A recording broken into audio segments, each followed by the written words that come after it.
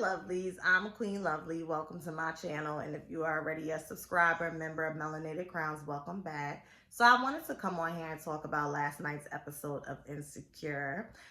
So let's get into it. So basically we are on the third episode, and this third episode was really fixated on Lawrence and basically how the past year of his life has been. We know the first episode showed, Issa, returning to her university that she attended and speaking on a panel. And then the second episode was a year jump, which showed basically what she was talking about and what she was creating, which was, I think it's called The Block, coming into fruition. So with this third episode, we basically see Lawrence on a date. He's doing well in San Francisco at his new job, and he gets a text that his son was just born. Condola went into labor early, and it just was what it was. Now, I'm not going to go tit for tat throughout the episode. I just want to talk about the dynamics of when we decide to have a child with somebody that we're not with, and certain things that could come up, because I think Issa Rae, the writers and the producers of Insecure, did a very good job at being fair to both Condola's character and Lawrence's character, and showing the somewhat grim realities of what can happen realistically when you decide to, willfully become a single mom, and you as a dad when you decide to impregnate a woman that you're not with. So Condola was on her power trip stuff, and at first, in like the first half of the episode, I was empathetic to her because, I felt like she had separation anxiety. That's number one, which is very normal.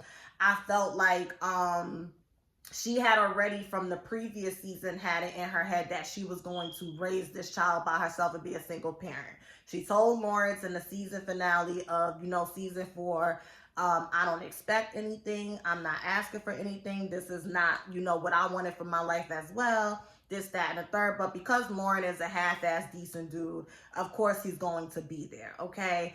And the reality of the situation is, I don't know if Condola is much older than like Issa and Lawrence, because Issa and Lawrence is about 30, 31 now. But Condola always carried herself with a very mature, graceful, and tactful manner. So I don't know if that's just like how her character is written, or if there's other factors that contribute to that, such as, her being, older, more mature. But she's always carried herself that way. But I felt like in this episode, we seen the complexities of her personality. And somebody on Twitter made a good point. Did they ever get into why her husband divorced her outside of her not wanting to have kids? Because at this point, seeing how controlling she could be and how petty she could be, it's just like, my God. So who is wrong? I don't think anybody was necessarily wrong. I just think that they need to communicate better. I just think that they need to communicate better. First and foremost, women. I understand what it's like to have a not so good breakup with somebody, or to have a, just break up with somebody and be salty, and then all of a sudden something happens and now you and this person have to be in each other's lives, right?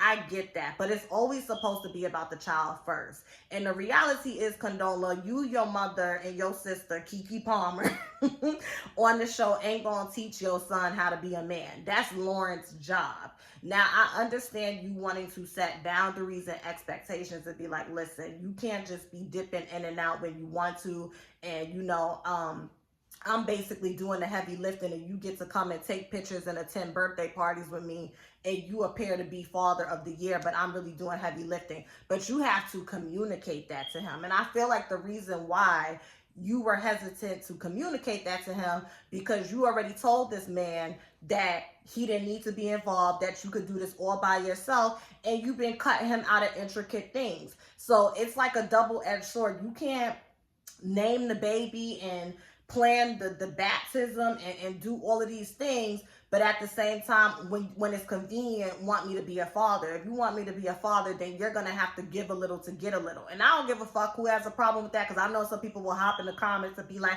oh, but I mean, we just giving black men a cookie for doing what they're supposed to do. Multiple truths coexist here. I'm gonna get to Lawrence in a second, but I'm starting with her because this is her body. And see, this is what we need to understand as black women.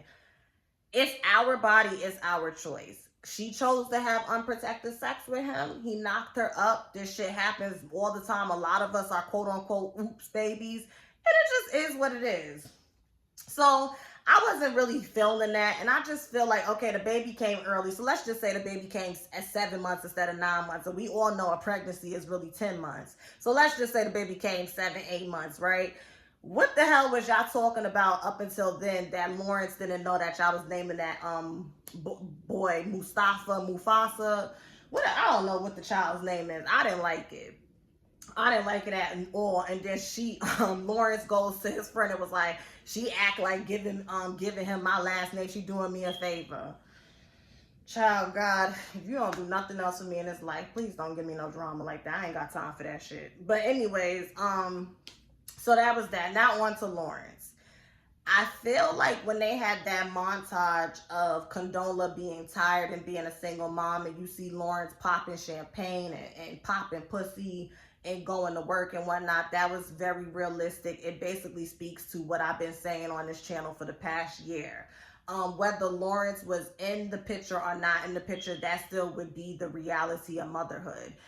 She's breastfeeding the child, so naturally the child is going to be closer to the mother. You know, that bonding when they have the child lay on you and whatnot. And mothers are just the natural nurturers. Like, kids are natural, they naturally gravitate towards us. Now, you do have some instances where if a mother for some reason is unable to produce milk, and she's constantly pumping and she can't breastfeed, and then the father is the one that's usually feeding the child, you may see situations, and I've seen this as a nanny as well, where when the child cries or feels discomfort, they're automatically reaching for their father because that's the person that's feeding them the breast milk from the bottle that's being pumped. I've seen that as well. So it could go a multitude of ways, but that's usually what it's like.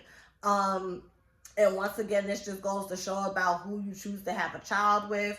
Once y'all decide to have the child, the type of communication that needs to be there, the boundaries that need to be there, and the expectations. Condola, the reality is you were still in your feelings about the breakup that you initiated. Let's just be honest, you initiated the breakup because, and I mean, it needed to happen, right? Because you basically said to Lawrence, if Issa didn't cheat on you, would you still be with her? And you forced him to go inward and have a moment of introspection and ask himself that question, which led him to have that moment with Issa. We don't know if him and Issa will get back together, but at least there's closure there to a certain degree. They had the conversation on why she cheated and what was going on, and it just is what it is. Lawrence, I feel like you asking to take the baby for a week showed how ignorant you were to the process of, parenthood and motherhood. A new mom is not really going to let you take the child, a few cities over, because they're in California, for a week, okay? I thought that was nice that she agreed, so we thought she had agreed to, let him get like an Airbnb down the block or something. And it broke my heart when he came to pick up his son and she started her controlling shit again, and they got into that argument and she kicked him out the house. But I was very happy when he got home and they had a conversation, and we didn't see what came of that conversation, but I'm sure we'll see in the episodes to come. What else? Somebody said this on Twitter, and I want to know what y'all think about it. They said that Condola is really upset because she wanted Lawrence to be a deadbeat so that she can have an excuse to stay mad at him, but since he's not, it's making her madder. I agree with that. I do agree with that. I agree with that in culmination with what she said. I do the heavy lifting, and I fix things, and then you get to show up and play Daddy of the Year, but Condola, you kind of set the stage for that. You kind of set the stage for that. You set the stage for that when you told that man he didn't need to be around. And because Lawrence really was not ready to be a father, he leaned into it. So he's just as much accountable as well, because if you really wanted to be immersed in, going to the doctor's appointments, planning the baby shower and stuff, you would. But the reality is you didn't want to deal with it until you had to, which was when your son was born. So It just is what it is. I feel like that situation at the birthday party when she got upset about him with the solid foods, I understand that as well, because if their son reacts to it, she is gonna have to deal with that. Again, the communication needs to be expressed better. And because there's some things that's going unsaid, that's the problem. That's why I'm saying that argument broke my heart to see, because I'm like, damn, this is the grim reality of a lot of black parents that are not together, especially when they're young. At the same time, I feel like Lawrence needed to get that off and say, you blew my life up. Like, that needed to happen, because now that y'all done said it, now y'all went down there to the gutter. You know, you threatened to bring courts and shit involved, talking about you gonna take my child.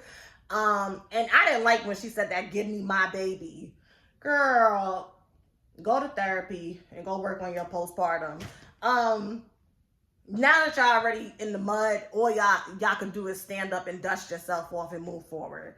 So that's my thoughts on Insecure. Y'all let me know what y'all think. This season is cool so far. Some people are saying they don't like it. It's moving too slow for it to be a final season. I think it's cool. I think it's cool. I think Insecure has always done a good job at being very realistic.